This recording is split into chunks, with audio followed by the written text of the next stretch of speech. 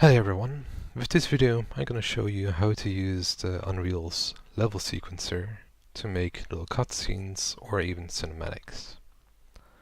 And as a good way of working, before you start preparing in Unreal to make all the environments and the animations, you first have to plan everything out, how it's all being set up.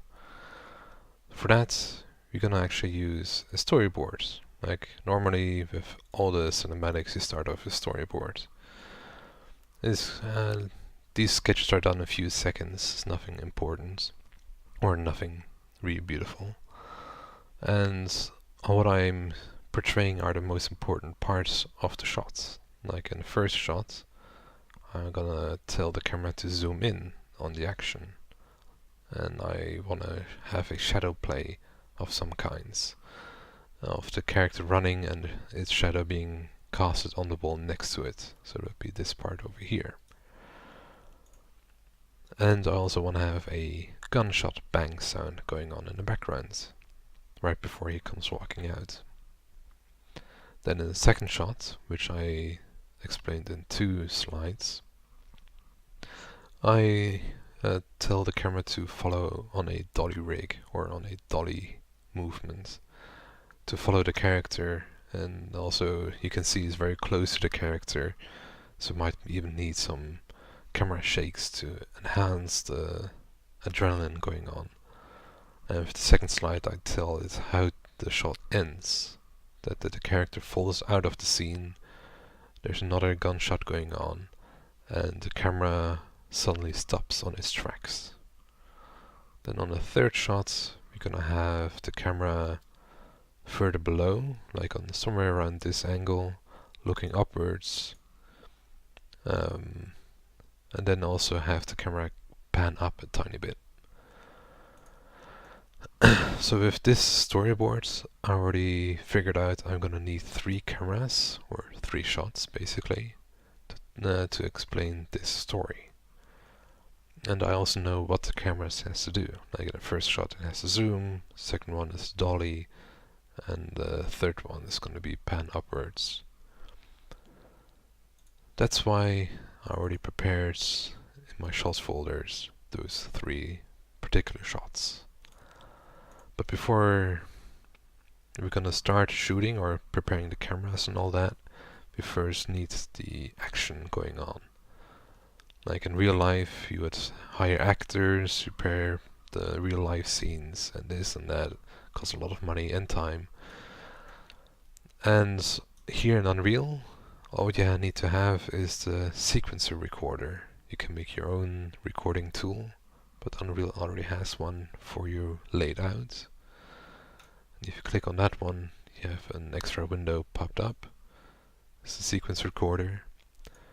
And all what it does is it records everything you have in your level, or specifically what you say. And it records what they do during the span of the play that you do. So if you're gonna play this out, you see I already have a character prepared. This is one basic third-person character from Unreal. The only thing I changed is that I want him to drop down here, or fall down. And I added a extra function for that. If you quickly check the character blueprints, you see I added a function that it will trigger the ragdoll physics if I press the F key. So that if you play again, we can see I run. I want him to fall down here. So if I go here and then press F, like when I do it like this, you see I fall down. And when I run towards it and while pressing F, you see it falls down and it hits the wall comically like I wanted to, which is great. And with the sequence recorder I can record this action. Like it doesn't only record its movements but also the ragdoll physics, which is quite amazing for it. So how to prepare it is you first have to add another one here.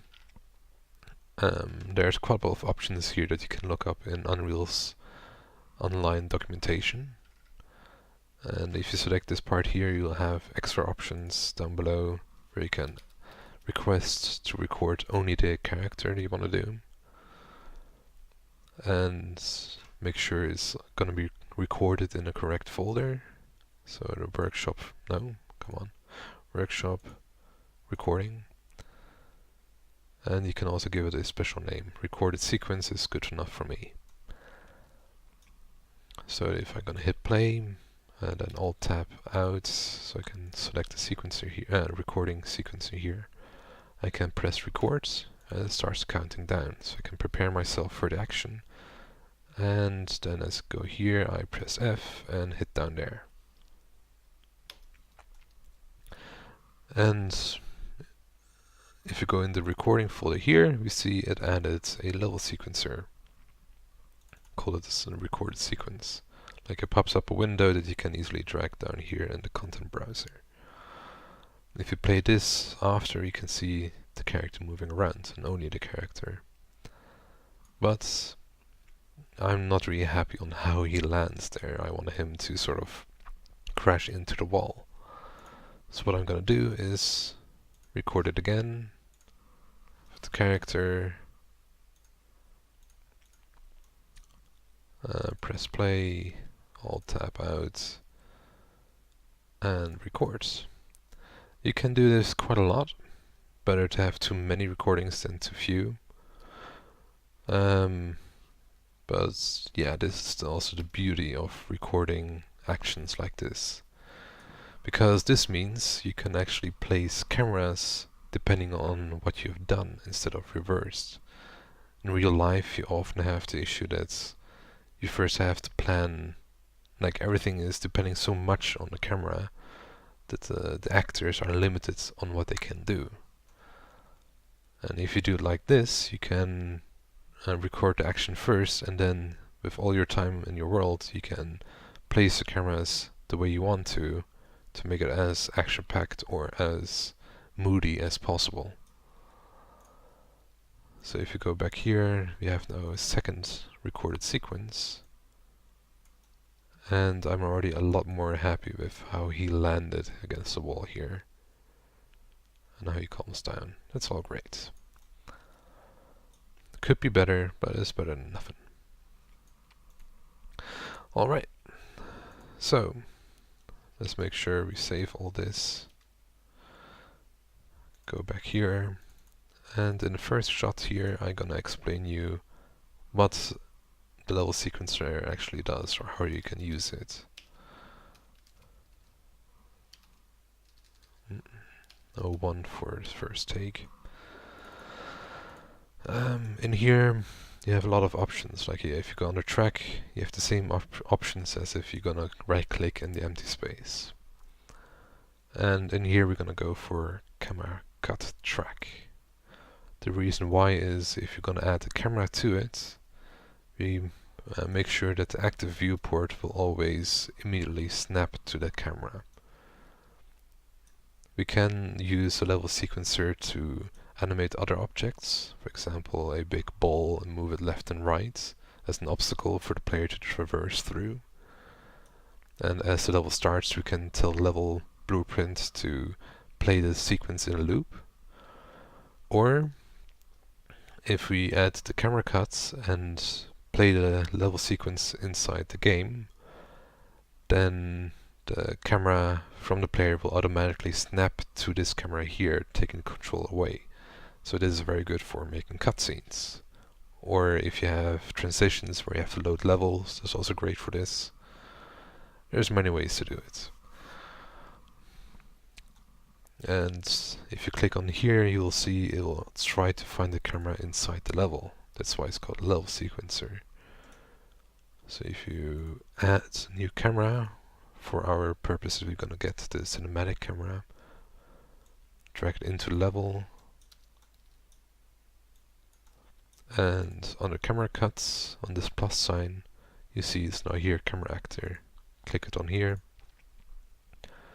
and if we select this lock viewport to camera cuts, you have to specifically to do this one here, because now you can't move the camera anymore, which is great for checking what's going on in your level sequencer without accidentally moving your camera. Since if you do it here, you can still move your camera around freely, which you might or might not want to have happen. So be careful with this. But since we still want to work around what we have to do, select this camera and we prepare to be the establishing shot of this scene. It's gonna be, I say focal length of 24 because why not? As an establishing shot, wide angle lens would fit to it. I'm gonna make sure it's quite level out, maybe even tiny bit upwards. Like, you can tweak this for quite a lot to really get it nicely lit. Roughly here looks alright. Alright, but as you can see, if you move this around, there's nothing happening. Like the recorded sequence we have, it's not happening. That's because we're not calling it back. The Unreal can only play one sequence at a time. So if you right click here and go under shot track, this is basically the same as camera track, but for different shots. And this one will only call back for other sequences you have in your content folder. For here we're gonna go for the second recorded sequence. Make sure it's on 0, starts on 0. And as you can see, we have it now running around. Amazing. So if you go back to the storyboard as a guideline, remember the camera has to zoom in. So, in the camera actor, if selected in here, it gets automatically selected in here. And we want to zoom in. That's done with the current focal length. You can try to find it through the track in here by going through different paths. But what I'm going to do is just add the key myself in here. We want to start somewhere early, let's say here, and ends the zoom somewhere around here. So we add another key by hitting this button there, and I can easily change the values to, let's say, 30. Now there's also key shortcuts. For example, if you hit the up arrow key, you go back to the 0 space, left and right will go you frame by frame, and if you hit down the down arrow key, it will play back the sequence. And as you can see in the little viewport down there, we have the zoom action going on. You might even recognize that it's easing in and out, like it has a smooth transition going on. That's because Unreal automatically creates keys that has the smoothing going on, like a Bezier curve. So if you wanted to, you can make this a hard zoom. So it zooms in and then it suddenly stops. So if you play this back, you barely notice it, but if you have like strong transitions going on, this might be good to evoke some emotions. But we're gonna keep it nicely transitioned, nice and smooth. So if you go back to the normal viewport, you see, if you click on this, zooms in, maybe a bit too fast for my taste. Also maybe too late, so if we can click and drag the keys around to adjust the timing of everything. So it zooms in a tiny bit. Great. So that's basically done for the first shot. Like, the camera zooms in, we have some shadow play going on here. Great. Amazing. Save this.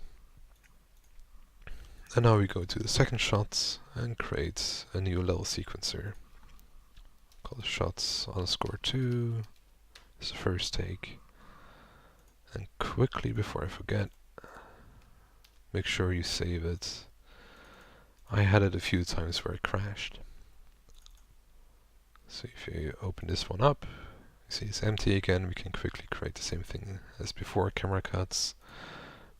Put a new camera down in level. Put the camera in here, actor number 5.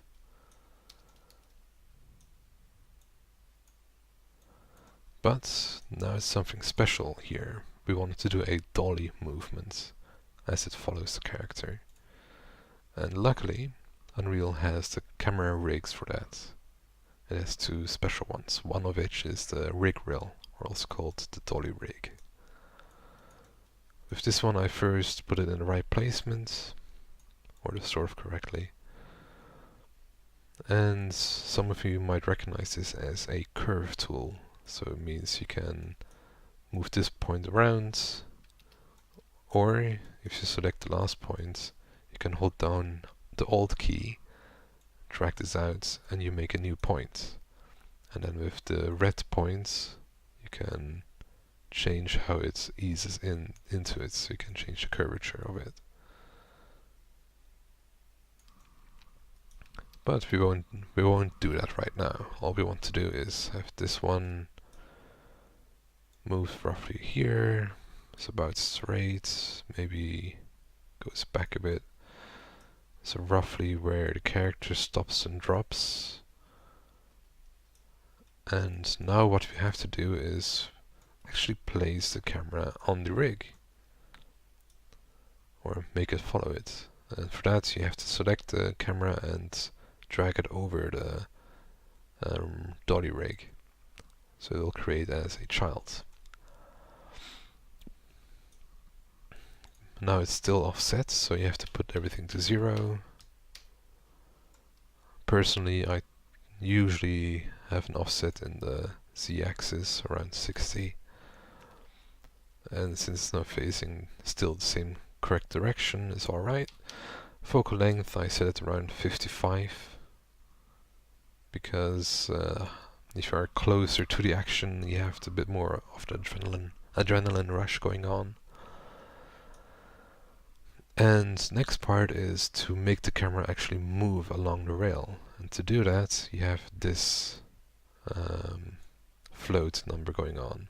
And this float can only go between 0 and 1. No matter how long the rail is, like for example if I extend it to all the way over here, it's still going to be from 0 to 1. So better keep that in mind. Same as before, we can easily click this to add the rig to it with the transformation. And here we forgot to add the shot track to it. And add the record a sequencer, make sure it's on 0 again. And now we have him running around. We basically set everything sort of correctly up, so we can click on this, press G so we see the game view. Now we want him start moving along with the character, so we can delete all these keys we had. Oh, did I fuck it up? There. I don't need to key this one here, so... And let's say it starts roughly around here. So I put a key here, and I'm not sure where, but let's say I should key it down here. Now you see you have the problem that it's not viewable.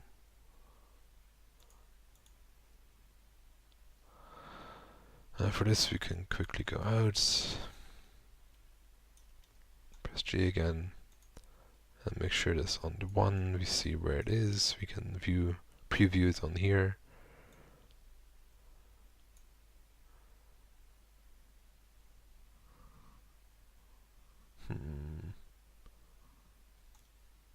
Oh, that's no good.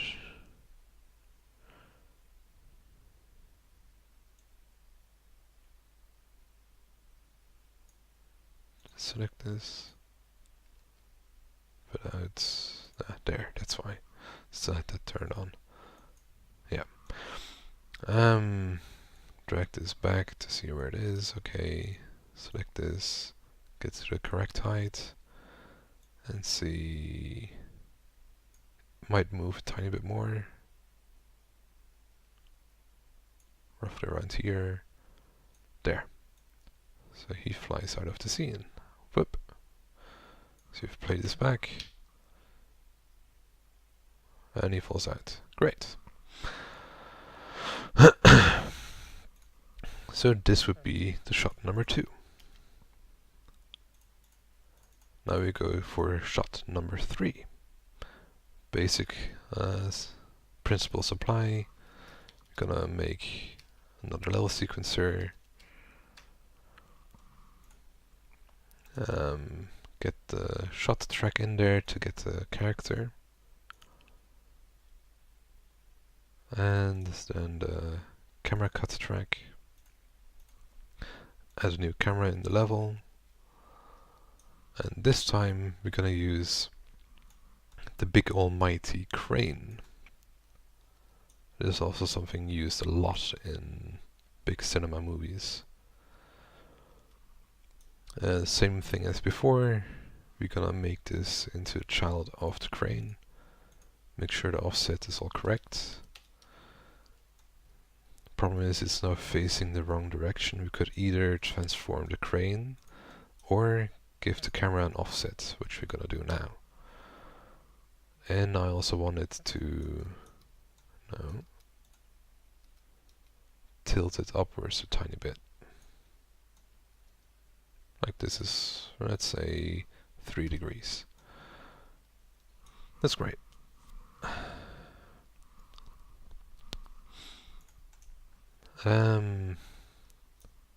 Now to actually move the crane around, we have to add these parts in there. Also to add as a notification, the reason why a lot of artists use kind of rigs like this, the crane rig or the dolly rig, is mainly because we prefer using real life constraints. Like in real life you can't just put your camera anywhere in the level and move them around willy-nilly. A lot of amateur cinematographers in CGI, they often do that. They don't use rigs or anything, which ends up leading to camera cuts or shots that look a bit odd. Like the movement of the camera feels unrealistic, or it makes it feel weird, or in the end doesn't look really nice.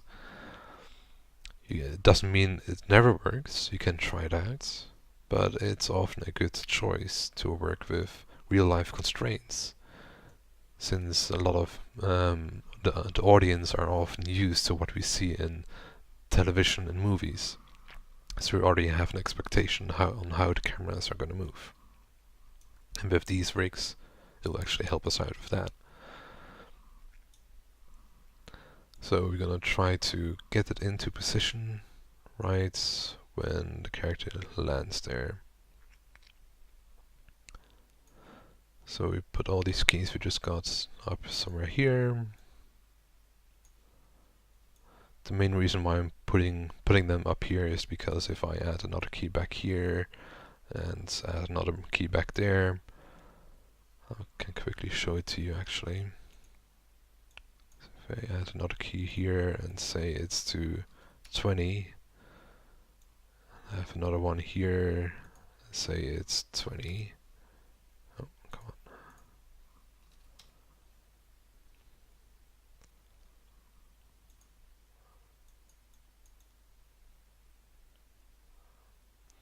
I have here another one saying it's 20. You can see here how the curve works. Like instead of going straight, since both these keys are 20 and 20, I expect the crane to stay still, but it moves up a bit and goes down again. So most often than not, if you want to avoid these kind of issues, you're either not going to use all these keys, or you're gonna select the key and put them as a linear interpolation, so it's completely straight. But for now, what we have here should be enough. Like if I go back out,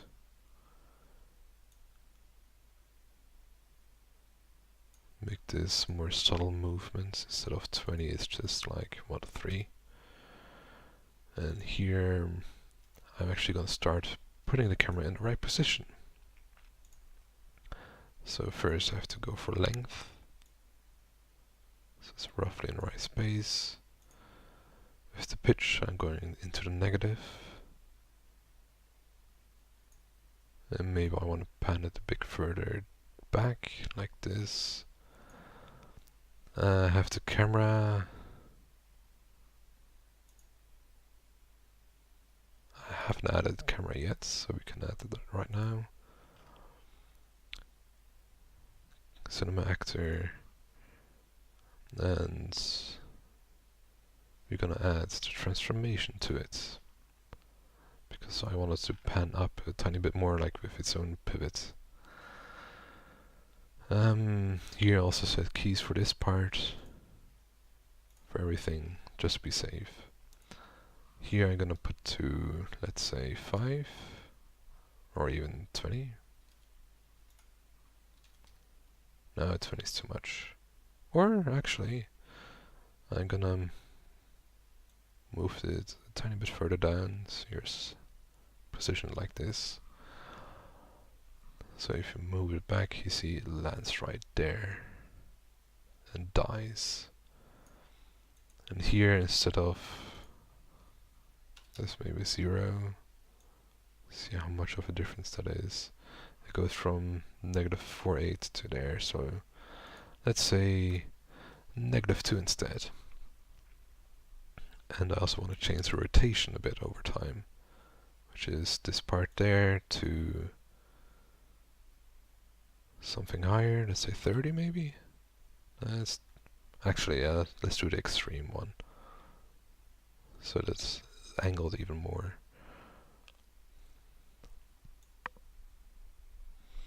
What you can do as well with the camera now is also depth of field. Change the depth of field of that, but that's for another time. Like, you know the principles how to do this, so it shouldn't be too hard.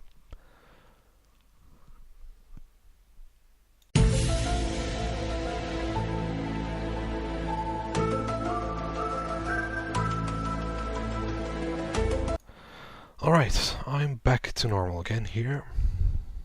So after the crash I had to redo all the cuts and also recording the actor again. But now, after redoing it, it's also actually a tiny bit better. And with the last shot where I'm working on, with shot 3, I already prepared a tiny bit, so it's a bit set up. So we use the camera crane, as you remember, and we're gonna, as in the storyboards, we're gonna move it a tiny bit upwards as it goes.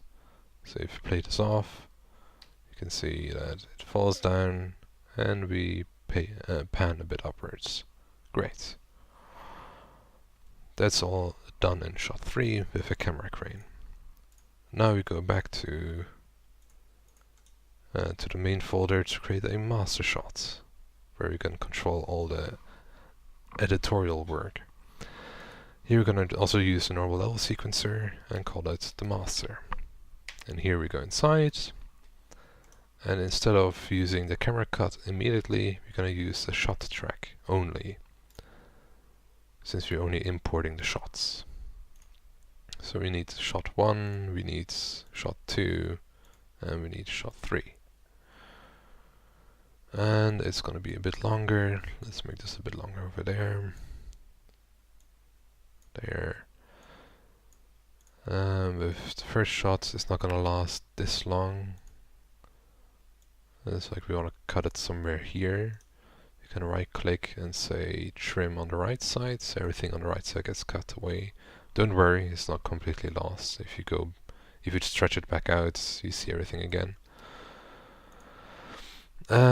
Shot 2, because of organizational reasons, I keep it below the first shot, and the third shot's going to be above here.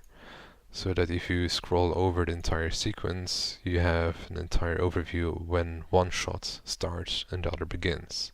Because if you do it side by side, it's a bit harder to see. Here, in the second shot, we don't want to have this beginning part, we want to see it when he's about to arrive, it's like somewhere here. Okay. Let's say you want to cut somewhere there, right click, edit, trim on the left side, drag it over here, and everything after he fell out of screen, which is that nice little kick of the leg. We want to cut it around here, say edit, trim on the right, drag this in here, and here it's somewhere around when he is lifted off. Edit, trim left, and the rest we can keep it as it is. Now we can drag this part over to the last frame. And now if you go back to 0 and play it off, we have everything set up. We have the timing sort of set up like the timing of Studio for Audio. And yeah, all the shots are there. We basically did the entire work of the storyboard now in here in Animatic in like half an hour or even less if you know what you're doing. That's amazing. So to do the editing properly, you want to do it on the audio cues. So you have to get the audio tracks for that. I already imported a gunshot sound for this. So we get a gunshot added in here. We want it a bit later in the timeline, not at the beginning right away. And if we play this off now, we'll hear the gunshot. Start zooming in, what's happening, action. We want to have another gunshot over there. So we add another audio, gunshots. We don't want to have like this, yeah. We don't want to see this, we can close this. And here we want a gunshot start when he starts moving over, so this is already good enough actually. Let's go back, shot, start zooming in. Shot falls over, great. To clean up a bit more, we can cut this away. It's like the extra little bits of sound we don't need. But there's still something missing, him running. He still needs audio for him running around. For this, we add another audio track. Type in run for the sound that I found online. And here we're gonna try to cut it somewhere around here, I'd say. So if we play this off, the running sound sort of fits with him running and suddenly stops. Great. To even add more, you would also have sound of him smashing against a wall, but we're not going to do that. Like with this principle, you already know how to do that now yourself. You can even add an audio track to make it even more epic with just general music from Unreal Tournament itself. Like here, gonna cut it on or trim it on the right so it's cleaned up a bit. So you play this, you have a bit of music, gunshots, you have everything in there. It could be the new Warhammer trailer. Anyway, if you might have noticed, like if you go over here, you hear all the sounds, quite annoying. So what you can do is like right click on the audio and say uncheck the active one. So uncheck this, because I have another little tool on my sleeve, which is the play rate track. It's quite an amazing little feature. It's quite fun indeed. For example, I want to slow down when he hits the ground, so everything else up to this point should play at the normal rate. And as it goes down and hit right when it hits the floor, I'm gonna slow it down to 0.1. Quickly in the curve editor, make sure I got this select to make it visible. And on this shot it goes down 0.1, I said, there. I'm gonna make this linear and this one linear as well. So we don't have that rear fluctuation going on. And we go back out of the editor, we see this, and if you play here, see this slows down. And we want to go back to normal quite shortly after, like here, frame 147. Like it's just a few frames, but because we slow down so much, it's 10 times as much. So this short part here is just 6 frames, plus the equivalent of 60 frames because we're just playing it at 1 point or a tenth of speed. And we start going back faster again. Again in the editorial curve, make sure that these are linear because we don't want to have those weird fluctuations going on. Linear, linear, put this one back to 1. Go back to this. And hit play again. Slows down and it should go back up there. But maybe it's just a bit sooner actually. Let's say there. Boom. Whoop. Up. There we go. But if I would do it somewhere else, let's say I'm gonna try to slow down shot 2, which is generally a bit too fast. Gonna try to find this cut here. Go one further to another edit. All the way to the end. Right before the end, make another key. So you can select this and say 0.5. Make it this sequence or this part twice as long. But if I would do that, you might notice in a bit. No, for this I actually have to reactivate the audio. If I play this off and it starts slowing down, the audio won't slow down. That's a big negative. So if you're going to slow down a sequence, make sure the audio you're using is either just general sounds or you're going to fix the audio in post. Another neat feature of using a sequencer like this as a master is when you select a shot in the shot list and right click on it, you have this little feature called takes. If you create a new take, it will ask you where to put this new take. You set over here, and new take is going to be like this. And if you go to the folder of shots, shot number 1, you have a second take now. You open this one here and change one of the keys what we have here. So for example, we want to zoom in to be faster. So for this we want to... Oh, what's going on? Oh well. We wanted this to be faster. We're gonna put this on, let's say, 55. So it zooms in really quickly. And that's not in shot 2, or in shot 1 and second take. Make sure to save this one as well. Go back to the master, save the master quickly, so if it crashes, we won't lose it again. And in here, we can now go between the 2 takes. So if you take 1, it should be the same one as what we had before. So normal slow zoom in. And if you take the second take, it zooms in a lot faster, a lot more. So with this you can do quick iterations. For example, this might actually fit even better because it's almost zoomed in as much as the dolly track. Let me quickly get rid of this part. So the second take might actually fit better. There. So that's all the basics you have to know about Level Sequencer, at least for making cutscenes and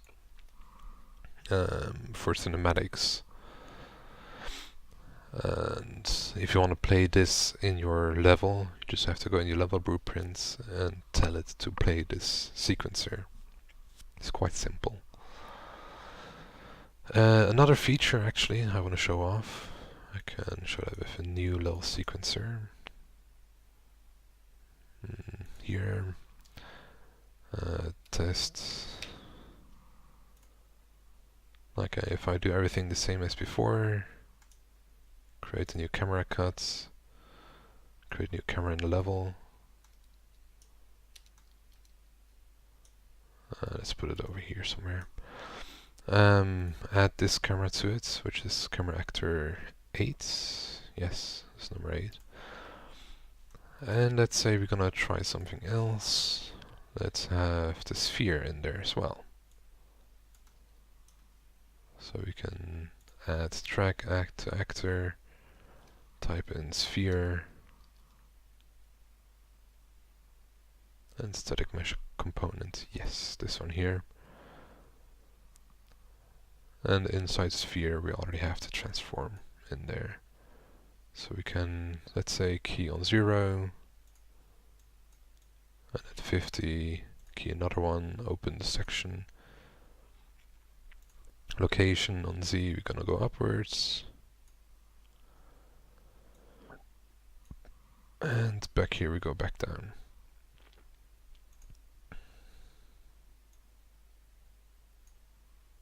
So now I have this going on. And it's a part of the level now.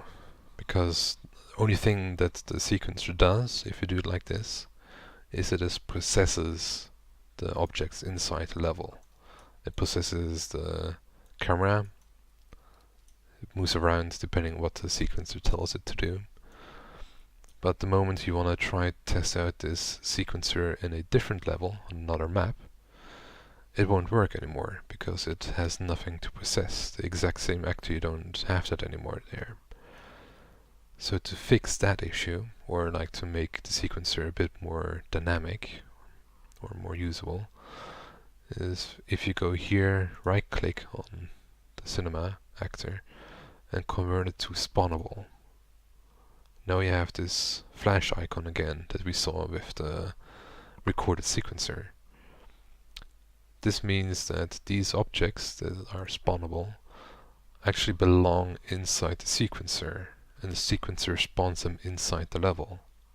So if we put the sequencer in a different level or a different map, these objects will be spawned in the same world space location and do the same thing you tell it to do here again. So it's quite well done. It can easily be projected around, but yeah, it has its upsides and downsides. For example, if you do it like this, the child's actor might be a bit more tedious to work with, because it doesn't actually save the camera being a child of the camera rig rail. I hope that will be another feature in the future. That's pretty much about it for this sequencer. The only thing left to do is to render everything out. And that's what you have this icon for. If you click on it, you get this new window popping up. For this we're gonna go for, let's say, 24 frames a second. And resolution, let's go with 720p, we don't need that much higher.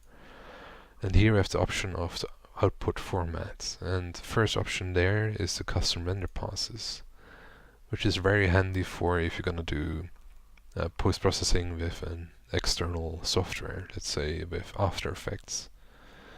Then you can also capture frames as HDR format, EXR format. And you can also tell what kind of render pass. You can do the scene depth, you can do custom depth, you can base colors, ambient occlusion. All that to tweak the final image in the end. But for us, we all want to do quickly now just video sequence, make sure it's in the correct folder, the naming is just uses the world, so it's going to be the third person example map. And cinematic modes, yes, okay, capture movie, save selected, and it will go through the entire sequence now. Overall, working with the sequencer is quite simple. Everybody can use it and it's very user friendly. It's still a new feature from Unreal, and they're trying to get as close to realism as possible. So their camera rigs, so the dolly rig and the crane rig, all that will be updated in the future, will have better features. Most probably the curve editor tool will have a more solid use with the curves. But until then, it already works perfectly fine. You can make amazing sequences or videos out of it. So what you can do is go into this saved folder, video capture, and then we have this video here. As you might see, we don't, or if you can't hear it, we don't have sound anymore. That's because when it renders the movie sequence out, it doesn't actually take the sound with it. That's a feature that Unreal or Epic Studio is trying to get into the later versions of Unreal. For now, with 4.18, it doesn't have that feature yet. So for now, if you want to add recorded sound to your video, you either have to record the audio while you play the sequencer back with a different audio recording tool, like Audacity. Otherwise, if the music you're gonna add is just generic overworld music, where the surround sounds or stereo doesn't really matter too much, then you can just add the music that we added in here in post, something with After Effects or Premiere Pro. It's all very simple. And that's about it. We went from storyboards to a fully finished video example in just less than an hour. That's the power of Unreal. You can do a lot more effects. You can control, let's say, lights. You can make lights flicker around, change the colors, and so on. You have complete freedom with this. I hope this tutorial helped you out, and if you have any questions, you can post down in the comments below, or try email me, or if you see me somewhere around, you can just ask me. Thank you for listening.